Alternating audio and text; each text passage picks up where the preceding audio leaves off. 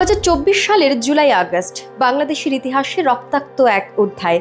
রাজপথে নেমে এসেছিল দেশের আপামর ছাত্র জনতা, আর প্রতিপক্ষ হয়ে দাঁড়িয়েছিল পুরো রাষ্ট্রযন্ত্র।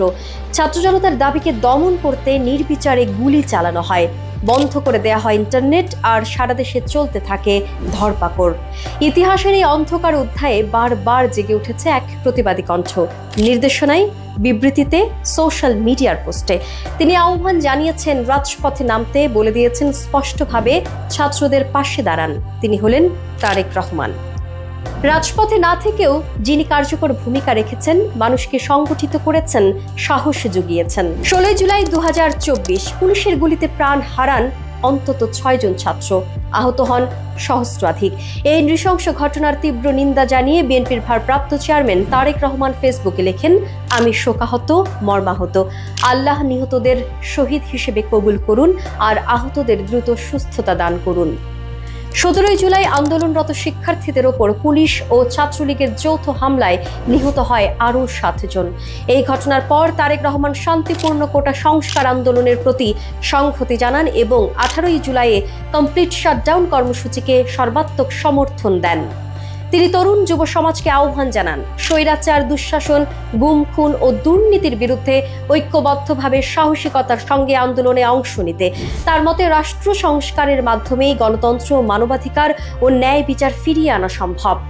এদিন ফেসবুক পোস্টে তিনি বিএনপি নেতাকর্মী ও সাধারণ মানুষের উদ্দেশ্যে স্পষ্ট বার্তা দেন, বাংলাদেশের পক্ষের শক্তির কাছে আমার আহ্বান, আমাদের ভাই বোন কিংবা সন্তান স্বজনদের ন্যায্য দাবি আদায়ে তাদের পাশে থাকুন, তাদেরকে সাহস দিন, সহযোগিতা করুন। 18 জুলাই সরকারের প্রতি হুঁশিয়ারি উচ্চারণ করেন, ছাত্রদের বুকে আর একটি গুলিও চালাবেন না, অতি উৎসাহী হলে নিজের বিপদ ডেকে আনবেন। 19 জুলাই 2024 সারা দেশে ইন্টারনেট বন্ধ রেখে আন্দোলনরত শিক্ষার্থীদের ওপর চালানো হয় দমন পীড়ন। তারেক রহমান এই নিপীড়নের তীব্র প্রতিবাদ জানান। তিনি বলেন, সরকার একদিকে শিক্ষার্থীদের দমন করছে আর অন্যদিকে আন্দোলনকে রাজনৈতিক রং দিতে বিএনপির শীর্ষ নেতা সহ বহু নেতাকর্মী ও সাধারণ ছাত্র জনতাকে গ্রেফতার করা হচ্ছে। তিনি গণতন্ত্রপন্থী সব রাজনৈতিক শক্তি ও সাধারণ মানুষকে আহ্বান জানান আন্দোলনরত শিক্ষার্থীদের পাশে দাঁড়াতে এবং এই ন্যায্য আন্দোলনকে সর্বশক্তি দিয়ে সফল করতে।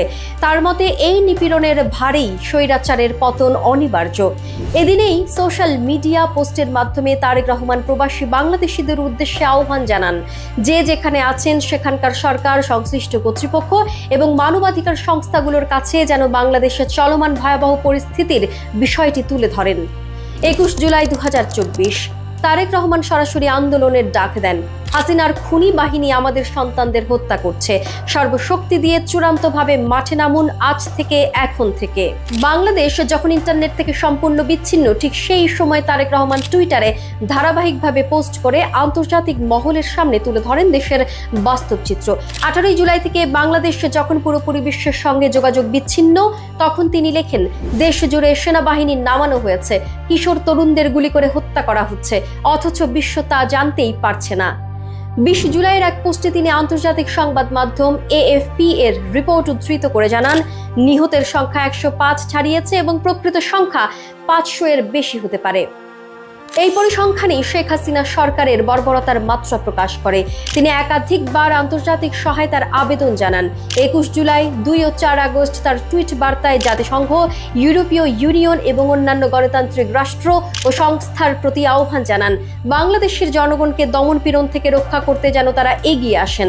25 জুলাইয়ের বার্তায় আবারও প্রবাসী বাংলাদেশিদের প্রতি আহ্বান জানান। 29 জুলাই মিডিয়া ব্ল্যাকআউটের মধ্যে তিনি সাংবাদিক ও অনলাইন অ্যাক্টিভিস্টদের উদ্দেশ্যে বলেন, যারা সাহস করে সত্য প্রকাশ করছেন তিনি তাদের প্রতি শ্রদ্ধা জানান, আর বাকিদের উদ্দেশ্যে তার স্পষ্ট আহ্বান এই সময় দায়িত্ব পালনের, সত্য বলার। 30 জুলাই তিনি প্রতিবাদের প্রতীক হিসেবে নিজের ফেসবুক প্রোফাইল ছবি লাল রঙে পরিবর্তন করেন। 4 আগস্ট 2024 তারেক রহমান সেনাবাহিনীর প্রতি আহ্বান জানান, দেশপ্রেমিক শব্দের মান রাখুন, ব্যারাকে ফিরে যান। তিনি বলেন, হাসিনা এখন পুলিশ, বিজেপি ছাড়াও সেনাবাহিনীকে লেলিয়ে দিয়েছে।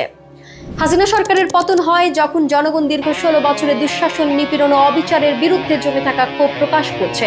তখন তারেক রহমান বলেন, এই আনন্দ ঘন সময় শান্তভাবে উদযাপন করুন, কেউ প্রতিশোধ পরায়ণ হবেন না, কেউ আইন নিজের হাতে তুলে নেবেন না। জুলাই অভ্যুত্থান ছিল স্বৈরাচারের বিরুদ্ধে এক জাতিগত প্রতিরোধ, আর সেই প্রতিরোধের নেপথ্যে দৃশ্যপটে না থেকেও তারেক রহমান ছিলেন একজন দূরদর্শী, অবিচল কণ্ঠস্বর।